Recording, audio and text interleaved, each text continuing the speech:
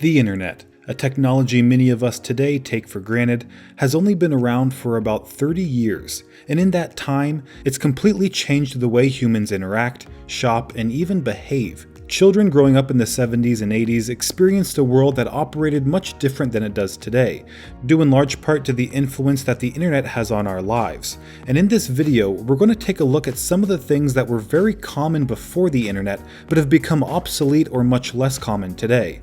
This is Greg with Apple Explained, and if you want to help decide which video topics I cover, make sure you're subscribed, and these voting polls will show up right in your mobile activity feed. Now, we could probably spend all day going over how much the internet has affected our lives and what exactly it's made obsolete, but I want to focus on 10 things that I think younger people might find particularly interesting. And the first thing is video rental stores. Places like Blockbuster and Hollywood Video had thousands of locations in cities all over the country. That's where you'd go to get the latest VHS or DVD release of a movie you've really wanted to see. But they had more than just movies. You could rent TV shows and video games from these stores too. Typically, you'd pay an upfront fee to rent the item for the first 24 hours, and then pay fees for each additional day you kept it. And if you're wondering why it was so popular to rent movies instead of just buying them outright, it's because movies used to have a rental-only release period, where studios would charge more than $100 per movie on VHS that was intended to be sold to video stores to rent out at a more affordable price.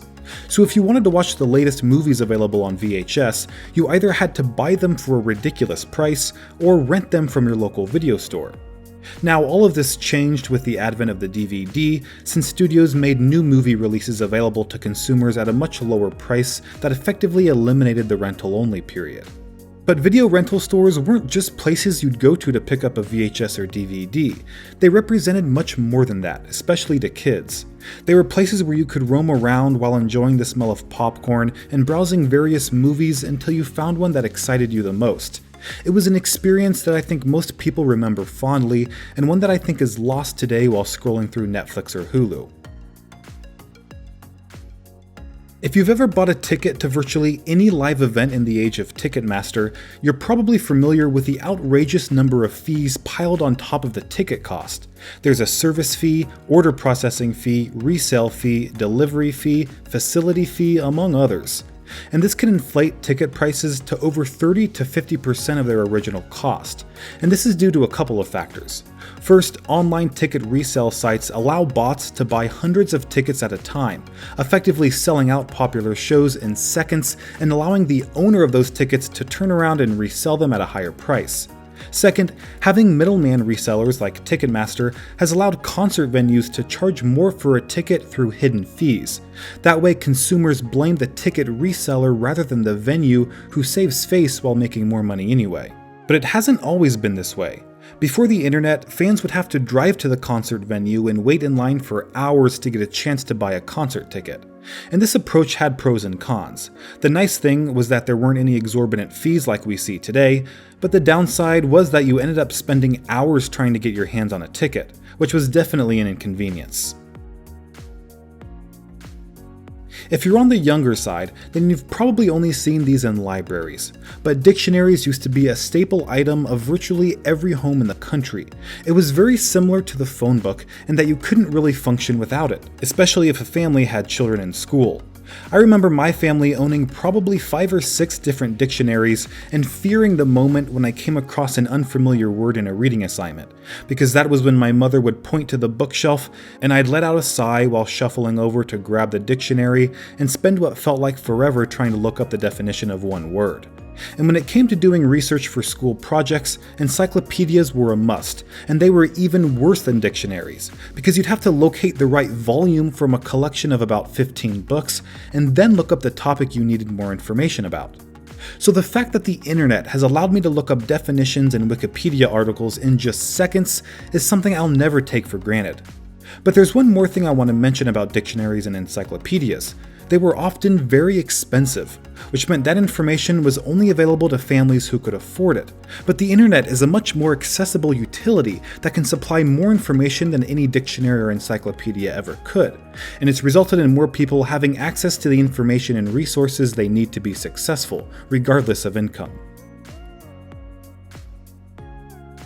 class reunions have become much less common than they used to be before the internet, and that's because there was literally no way to get into contact with all of your old classmates without doing hours of research and investigation trying to track them all down. So each graduating class typically had a committee in charge of locating and organizing reunions every 5 or 10 years. These events gave people the opportunity to reconnect with old high school friends and classmates who they hadn't talked to in years. But class reunions have become less popular in recent years thanks to social media. If you want to check up on an old friend, chances are they're just a few clicks away on Facebook or Instagram. Perhaps one of the most disappointing side effects of the internet, in my opinion, has been the decline of traditional high-quality journalism. It's actually something Steve Jobs pointed out many years ago. One of my beliefs very strongly is that any democracy depends on a free, healthy press. Some of these newspapers the news gathering and editorial organizations are really important. I don't want to see us descend into a nation of bloggers myself. I think we need editorial more than ever right now. And quality journalism is something Apple has been trying to revive with services like Apple News Plus. Before the digital revolution, there was a huge variety of newspapers and magazines that people subscribed to in order to stay up to date on a number of topics, including national and local news, sporting events, entertainment, and more. But when the internet became the most common and convenient source of information and news, people stopped buying newspapers and magazines, instead reading articles by bloggers who may not have the same investigative resources as a newspaper company. The internet has also contributed to a culture of fake news and clickbait, where sensational content is rewarded with more clicks and therefore more ad revenue. You may be familiar with the term radio as it relates to music streaming services, but before the internet, radios were the original music streaming device. You could tune in to various frequencies and pick up different radio stations, each of which had their own unique genre. But there was also a large community of ham radio enthusiasts, which was sort of like an audio version of the internet. People could build and use ham radios to broadcast their voice across town or even around the world, closing the distance between populations and allowing information to be shared far and wide. But as digital music services like iTunes, Spotify, and Apple Music became popular, the use of radios has declined significantly, which has actually put hundreds of stations across the country out of business. Letters are also something that has become much less popular since the internet. Email has not only replaced handwritten letters as a more efficient and affordable way to correspond with others, but companies have been utilizing email in ways never seen before.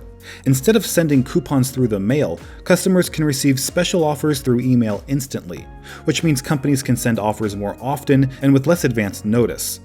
But individuals are also benefiting from the technology. Things like paperless billing make our lives much simpler by saving us time sorting through piles of mail on a daily basis. But as you may have heard, things like email has caused some problems for the United States Postal Service, who aren't making nearly as many mail deliveries as they used to. But thankfully, the rise in e-commerce has helped recover most of their losses. This is one thing I think might surprise young people the most. Before the internet, there was obviously no such thing as Google Maps, so keeping a fold-out map in your car was very common. But as you can imagine, their use was much more limited than digital maps we're used to today. They were often out of date and didn't feature the exact location you were looking for, just the general region of where your destination might be located. And this often led drivers pulling into the nearest gas station and asking directions from locals who were more familiar with the area. But this is something I personally have never done thanks to GPS devices and turn-by-turn directions on my phone, and I suspect this concept sounds pretty unusual to other young people today. Memorizing your friends and family's phone numbers was extremely common before the age of smartphones, but I think it's a concept that may sound silly today. After all, most of us have hundreds of contacts in our phones. How could you ever have time to memorize all of them? But the reality was you either memorized phone numbers or wrote them in an address book to be referenced later.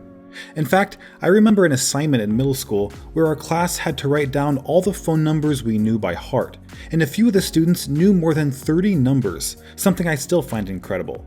But with the advent of smartphones, it's no longer necessary to memorize phone numbers except maybe your own. Alright, now this one is kind of the culmination of all my other points put together, and that is the decline of patience. Now, I mean this in the context of small everyday tasks. Modern conveniences like the internet, smartphones, social media, email, and e-commerce have meant we can get more tasks done at lightning fast speeds compared to 30 years ago. But the downside is, if there's a task that requires more time than necessary, it's easier to become annoyed. I myself have been guilty of this. For example, whenever I'm forced to write out a check and mail it to someone instead of using Venmo, I let out a sigh of frustration. If I have to drive to my bank's branch location to cancel a transaction or update my account information, I often think, why isn't it possible to do this on their website? It would take me all of 2 minutes instead of waiting in line for 15. And maybe I'm the only person who has these thoughts, but I suspect not. So I find it demonstrates just how far technology has come in 30 years, and I find that it helps to reflect on how lucky we truly are to be alive during this transformative period. Now I want to thank Hostinger for sponsoring this video. If you want to host a high quality website for the lowest price possible, Hostinger is exactly what you need. They're actually offering you guys an additional 15% off their web hosting, which includes a free domain using the coupon code AppleExplained. You can find a link to that in the description. Now the reason why I enjoy using Hostinger so much is because their website is fast and actually easy to use. Just look at its hosting panel. It's clean, light, and really intuitive, something that's hard to find with most web hosting services. I also love being able to install dozens of different applications with just a click that give my website cool capabilities like selling products, publishing polls, and creating forums. I mean, they were recommended by CNET for a reason. When it comes to getting the most for your money, I can't think of a better web hosting service than Hostinger. And just as a cherry on top, they offer a 30-day money-back guarantee, so there's no risk in trying it out. Just click the link in the description and use the coupon code AppleExplained to get an extra 15% off. Alright guys, thanks for watching and I'll see you next time.